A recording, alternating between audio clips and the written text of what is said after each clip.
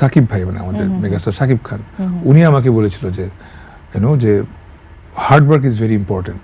So ওই shooting চলমান সময় মোশাররফ ভাই একদিন আমাকে বললো যে তুই ছেলেটা ভালো রে, শোন অভিনেতা একদিন হয়েই যাবি, কিন্তু ভালো মানুষ হইস। তারেক আনাম খান স্যার উনি আমাকে সবসময় বলেছে যে তুই মাথা থেকে অভিনয় করিস, অন্তর থেকে অভিনয় কর।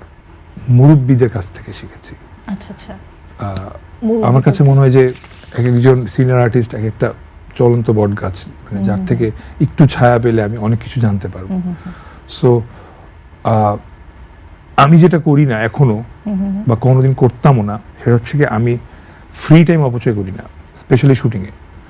সো শুটিং আমার জন্য একটা অনেক বড় ট্রেনিং গ্রাউন্ড বা স্কুল। স্যান্ডেলিনা সো রূপচর্চায় আভিজাত্য। বিকজ আমার শুটিংয়ে কেউ না কেউ সিনিয়র থাকবে, আমার বাবা চরিত্র করুক, আমার মামা চরিত্র করুক, বা যে কোনো একটা চরিত্রে কেউ না কেউ সিনিয়র থাকবেই। তাকে দেখে তার লাইফস্টাইল বা তার বিহাইন্ড দ্য স্টোরি মানে একটা হোস্টের থেকেও বেশি খুঁটিয়ে খাটিয়ে আমি জানার চেষ্টা করেছি সবসময়। আচ্ছা, গল্প মানে কন্টিনিউয়াসলি তাদের সঙ্গে গল্প করে তাদের ভিতরের যে তথ্য বা অভিজ্ঞতাটাকে বের করেছি। আমি দেখেছি কেউ বিরক্ত হয়নি কোনোদিন। আমি অনেক বিরক্ত করতাম, সারাক্ষণ একটা প্রশ্ন করতাম, কিন্তু ওরা খুব অ্যাপ্রিশিয়েট করতো এটা। এবং পরের দিন নিজে থেকে এসে আমাকে ওর বলতো যে তুমি ওইটা জানতে চেয়েছিলে না, আচ্ছা তোমাকে উত্তর দিতে পারিনি, ওটার উত্তর হচ্ছে এইটা, বা এটা এভাবে করবা, এটা এভাবে করবা। এর মানে শুধু অভিনয় না, কিন্তু জীবনে যে কোনো লেসন, যেহেতু তারা আমাদের থেকে বয়সের দিক থেকে বড়, অভিজ্ঞতার দিক থেকে বড়। অবশ্যই আজকে আমি যেভাবে কথা বলছি এটার পিছনেও ওনারা দায়ী। মোশাররফ ভাই আমাকে বলেছিল, আমি একটা সিরিজ করছিলাম ওনার সঙ্গে এনটিভি 2014 সালে, রেজন মানি ভাইয়ের ডিরেক্টর ছিল, দুষ্ট ছেলের দল সমস্ত সিরিজটার নাম। খুব মজার একটা সিরিজ। আমি শ্যামল ভাই, মোশাররফ করিম ভাই আর রোমেল ভাই, এই চারজন আমরা ছিলাম ওখানে।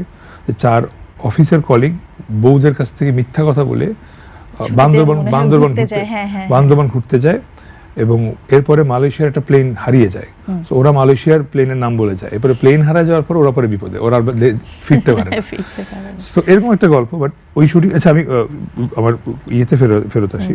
তো ওই শুটিং চলমান সময় মোশাররফ ভাই একদিন আমাকে বললো যে তুই ছেলেটা ভালো রে, শোন অভিনেতা একদিন হয়েই যাবি, কিন্তু ভালো মানুষ হইস, ভালো মানুষ হওয়াটা খুব ইম্পর্টেন্ট। এই কথাটা অনেক অনেক বেশি হিট করেছিল আমাকে, অনেক বেশি, যে না আসলে ভালো মানুষটা হওয়ার বেশি ইম্পর্টেন্ট। বিকজ লাইফে হয়তো ভুল করব, ভালো মানুষ হলে হয়তো মানুষ মাফ করে দেবে, বা পথ চলাটা সহজ হবে, বা এটা আমি চাই আসলে হতে। আসলে দেখবেন কি আপনি সারাদিন অনেক কথা শুনবেন, সব কথা আপনার কানে ঢুকবে না, যেটা আপনার কিছু জিনিস প্রয়োজন আপনার ভেতর চলে আসবে, ঢুকে যাবে।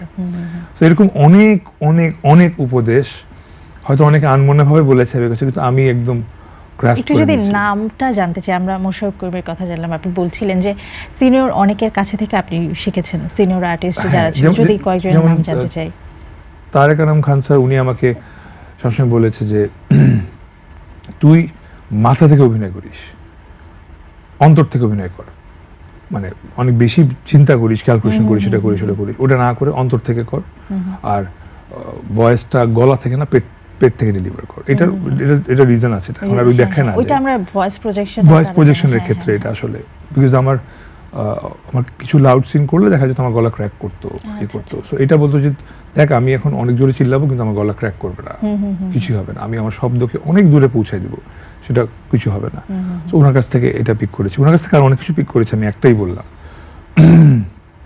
আরও আমি যেমন সাকিব ভাই মানে আমাদের মেগাস্টার সাকিব খান উনি আমাকে বলেছিল যে যে hard work is very important. আমি ওনাকে ওটা মুখে বলেনি, বাট আমি শুনেছিলাম যে উনি এখন ভোর 6টায় ঘুম থেকে উঠে।